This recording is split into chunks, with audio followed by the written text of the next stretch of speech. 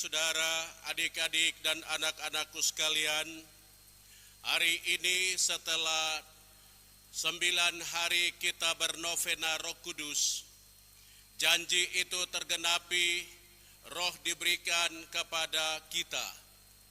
Dalam kisah para rasul, kisahnya rasul-rasul waktu itu yang hidup bersama-sama dengan Yesus, mereka sudah melihat, mereka sudah mendengar, mereka mengalami banyak hal bersama-sama dengan Yesus. Lalu kebangkitan Yesus, berulang kali Yesus menampakkan diri sama mereka. Lalu Yesus berjanji kepada mereka, aku akan minta kepada Bapa penolong yang lain, supaya penolong itu, namanya saja penolong, supaya dia menolong para rasul waktu itu, mengingat kembali apa yang pernah Yesus katakan. Roh penolong menolong para rasul supaya ketika ada kuasa-kuasa lain kelihatan dalam pelayanan mereka, mereka ingat Yesus pernah beritahu, kamu akan berbuat seperti yang aku perbuat bila Roh itu datang kepadamu. Saudari-saudara terkasih, Bapak, Ibu, dan adik-adik anak-anakku sekalian, pada hari Pentakosta itu, Roh turun atas mereka.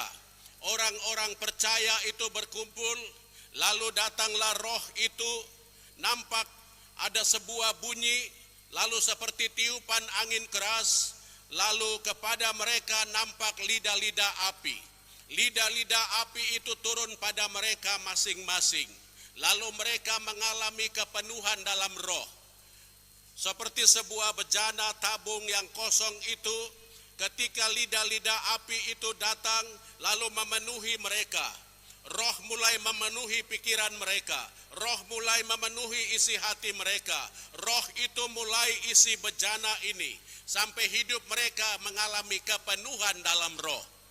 Sehingga waktu mereka mengalami kepenuhan dalam Roh, mereka mulai berkata-kata, mereka mulai berbicara seperti yang Roh itu mau mereka berbicara. Saudari-saudara terkasih, itu kisahnya para rasul. Lalu dalam surat pertama Paulus kepada jemaat di Korintus, di situ kita tahu siapa itu Rasul Paulus. Rasul Paulus adalah orang yang jengkel, benci sekali sama Yesus. Tapi ketika di Damsyik, dalam sebuah misi penganiayaan, disitulah Yesus bertemu dengan dia bertemu dengan Yesus, lalu mulai terbuka pintu hatinya. Lalu dia tahu dia jatuh cinta sama Tuhan Yesus. Inilah aku yang engkau aniaya. Siapa aku? Yesus yang engkau aniaya. Yesus yang engkau benci. Saudari-saudara terkasih, pertemuan itu buat Rasul Paulus hidup dalam bimbingan Rohnya Allah. Roh Allah membimbing dia. Sampai dalam bacaan tadi yang kita dengar, ada rupa-rupa karunia.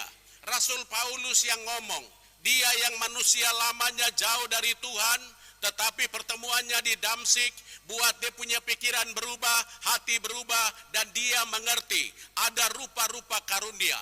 Pada Allah itu ada rupa-rupa kekayaan, lalu Allah memberikan kepada manusia sesuai dengan kehendaknya. Bukan suka-sukanya kita. Tidak ada ilmu, tidak ada mata kuliah khusus, tidak ada sekolah khusus untuk karunia. Ini hanya ada dalam Allah. Allah mau beri, Allah beri. Seperti apa suka-sukanya Allah. Saudara-saudari terkasih, dalam Allah ada rupa-rupa karunia. Tuhan memberikan kepada mereka sesuai dengan porsi Tuhan. Tuhan kasih sama orang ini karunia berkata-kata, sama orang ini karunia hikmat, sama orang ini karunia pengetahuan, sama orang ini karunia penyembuhan. Saudara-saudari ingat, Allah yang satu dan sama memberikan rupa-rupa karunia. Seperti satu tangan ini ada jari beda-beda, tapi dari satu tangan yang sama. Saudari-saudara, karena itu tugas kita ketika kita memiliki karunia, tugas kita gunakan untuk pelayanan yang membangun. Lalu ketika orang merasa dibangun oleh pelayanan saya, tidak boleh ada kesombongan dalam diri, keangkuhan, merasa diri paling super, merasa diri paling sudah. Tidak, Tuhan memberi karunia cuma-cuma. Tuhan memberikan talenta itu gratis tanpa minta engkau harus bayar. Tanpa minta saya harus bayar. Saudara-saudari terkasih, satu tubuh tapi banyak anggota. Kita punya karunia. Mungkin kemarin kita menggunakan karunia kita, lalu kita merasa kita agak GR, hati besar, gede rasanya diperbesar, rasa macam didongkrak naik. Mulai hari ini ke depan, ketika engkau dengar Pentakosta hari ini, Tuhan memberi karunia sesuai dengan kehendaknya kepada saudara dan saya. Untuk apa? Menjadi saluran berkat, mewartakan itu kepada orang lain. Supaya apa? Orang menemukan Tuhan dalam pelayanan kita. Apapun karunia Anda. Saudari-saudara terkasih, lalu di dalam Injil Yohanes yang kita dengar, ini bercerita tentang situasi para murid. Waktu Yesus sudah naik, Yesus sudah pergi, mereka tinggal dalam keadaan rumah-rumah mereka, pintu itu dikunci. Mereka berkumpul dalam satu tempat, lalu pintu terkunci karena mereka ketakutan. Saudari-saudara terkasih, situasi para murid ini cocok juga dengan kita di hari-hari ini.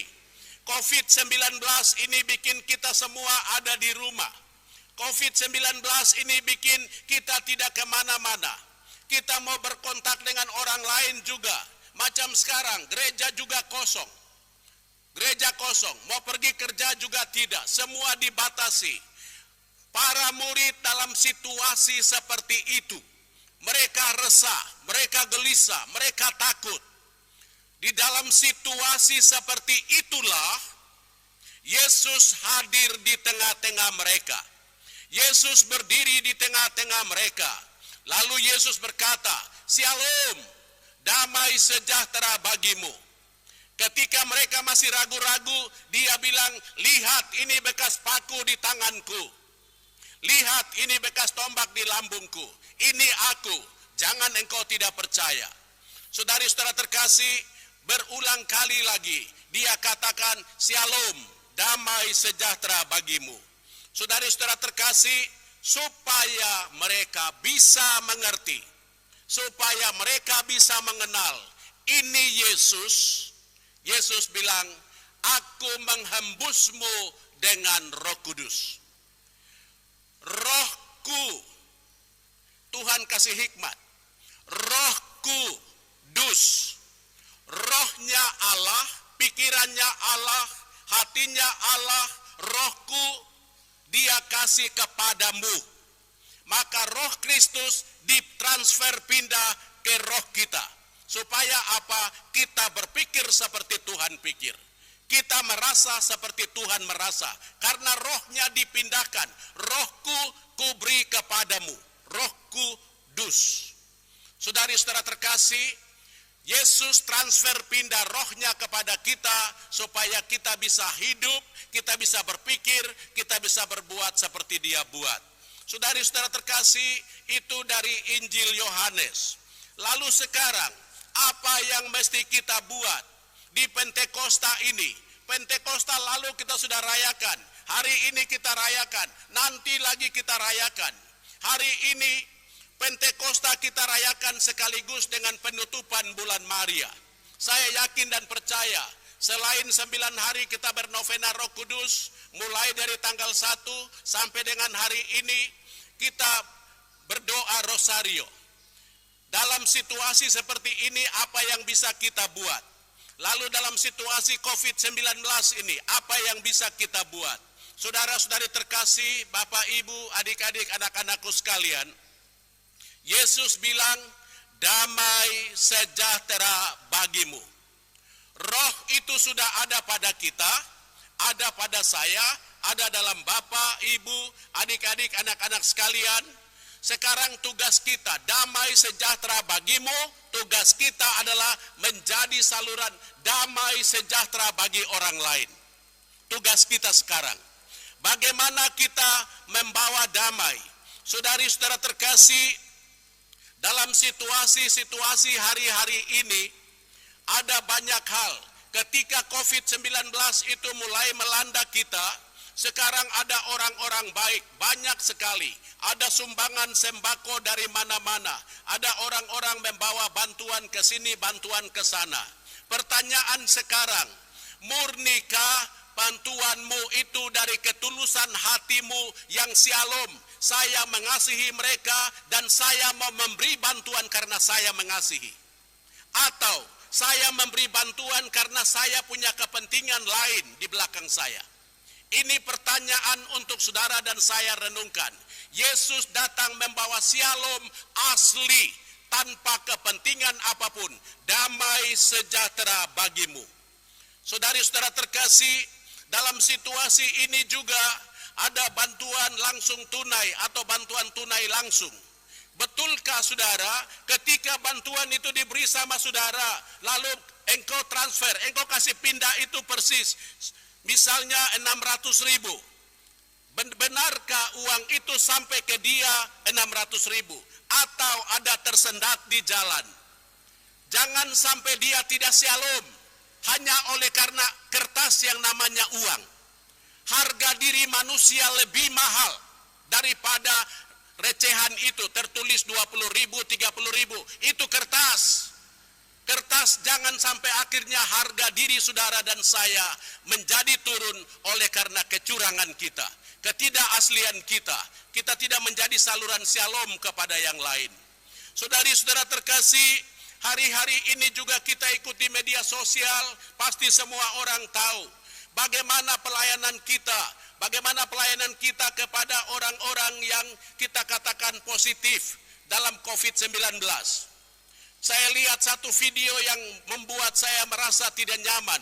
Seorang bapak, dia berikan kesaksian bagaimana ada pihak militer yang datang langsung tangkap 2 orang, langsung borgol dan langsung bawa. Video itu, ini buat tidak ada shalom saudara.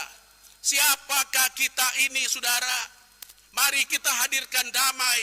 Kita bawa damai kepada siapa saja, semua orang. Kau keriting kah, kau lurus kah, atau kau hitam kah, kau putih, tugas kita shalom, damai sejahtera bagimu. Tinggal berganti peran. Kalau Anda adalah orang yang COVID-19 dan Anda ada di ruangan khusus, dan ketika dijemput seperti begitu, bagaimana perasaan Anda? Damai sejahtera hadir. Nanti setelah COVID-19 ini selesai, ada satu masalah berikut yang akan muncul saudari-saudara terkasih, yaitu kemungkinan kita akan bisa menghadapi musibah kelaparan. Karena banyak orang sudah di PHK, banyak orang sudah tidak berkebun, banyak orang sudah tidak bekerja, hanya tunggu sembako, bantuan. Saya membayangkan seperti anak burung dalam sarang. Anak burung dalam sarang itu, dia hanya tinggal buka mulut saja. Mamanya mencari, lalu setelah itu datang suap. Mamanya mencari, datang suap. Bayangkanlah kalau di sana habis, mama mau ambil di mana lagi? Anak pasti buka mulut terus, dan pada waktunya pasti lapar. Saudari-saudara terkasih, seperti itulah. Ingat, damai sejahtera harus ada di COVID-19 ini, dan nanti ke depan, damai itu dia harus terus jalan. Maka tugas saudara dan saya, di rumah di mana engkau ada, saudari-saudara terkasih, kelola alam itu, kerja, supaya apa? Damai dalam rumah tangga, anak tidak lapar, suami tidak lapar, istri tidak lapar, lalu tetangga, kita semua satu kompleks, kita semua satu Papua ini, tanah yang subur, tanah yang luas. Ketika kita tidak bekerja, itu seperti tikus yang mati di atas lumbung. Saudara-saudara terkasih, ayo hari-hari ini, damai sejahtera bagimu, kelola alam ini untuk menjadikan rumput itu menjadi sayur, untuk menjadikan pohon-pohon yang tidak menghasilkan buah menjadi pohon yang menghasilkan buah. Ini harus menjadi nyata. Sejahtera harus hadir dalam rumah tanggamu, di tanah Papua, Indonesia, dan di seluruh dunia. Harus mulai bekerja. Mulai dari mental manja, mental santai, mental bos, rubah. singkirkan itu. Dan kita mulai dengan kepenuhan Roh Kudus, mulai bekerja, mengelola alam itu, beternak ikan, beternak ayam, untuk apa? Bila hari itu tiba, COVID yang berikut tiba, kita sudah kuat dalam ketahanan pangan. Saudara-saudara terkasih, inilah yang Tuhan Yesus mau saudara dan saya buat di hari-hari ini. Saudara-saudara terkasih, hal yang berikut yang mesti saudara dan saya buat adalah kita belajar dari Mama Maria. Di penghujung novena, di penghujung doa-doa rosario, ada sesuatu yang paling baik yang kita belajar dari Mama Maria. Kenapa Allah memilih Mama Maria menjadi wanita yang diberkati untuk mengandung dan melahirkan juru selamat? Karena kerendahan hatinya. Dia punya kerendahan hati. Aku ini hamba Tuhan, jadilah padaku menurut perkataanmu. Siapakah aku ini Tuhan, jadi biji matamu.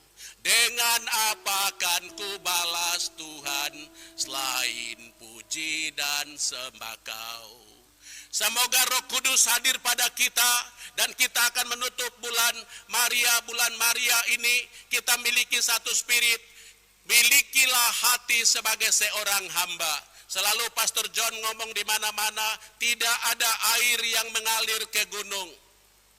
Yang ada adalah air dari gunung selalu mencari tempat yang rendah. Kalau saudara-saudari, bapak, ibu, adik-adik, orang muda, anak-anak, kalau anak-anak kita semua mau dipakai oleh Tuhan menjadi saluran pembawa damai sejahtera kemana-mana, ada satu syarat dari Mama Maria, aku ini hamba Tuhan. Bahasa gaulnya biasa saja. Tidak usah merasa. Ketika orang bilang engkau hebat, biasa saja. Ketika orang bilang engkau jelek, biasa saja. Sebab ini saudara, nyamuk yang bagus itu dia terbang-terbang, karena tepuk tangan pun orang tepuk tangan mereka bunuh nyamuk. Nyamuk juga dibunuh dengan tepuk tangan begini. Itu. Jadi ketika orang tepuk tangan biasa-biasa saja, karena nanti nyamuk juga mati karena tepuk tangan. Jadi kunci yang paling bagus adalah biasa saja. Jadilah pribadi yang biasa, wartakan shalom, damai sejahtera di mana saja engkau berada. Saya yakin dan percaya Papua akan dipulihkan dari COVID-19, Indonesia akan dipulihkan dari COVID-19, Indonesia dan seluruh dunia pun akan dipulihkan Tuhan dari COVID-19. Hanya Tuhan yang sanggup. Maka melalui perayaan Ekaristi sebentar, buka hati, terima tubuh dan darah Kristus yang sanggup buat yang tidak mungkin menjadi mungkin. Amin.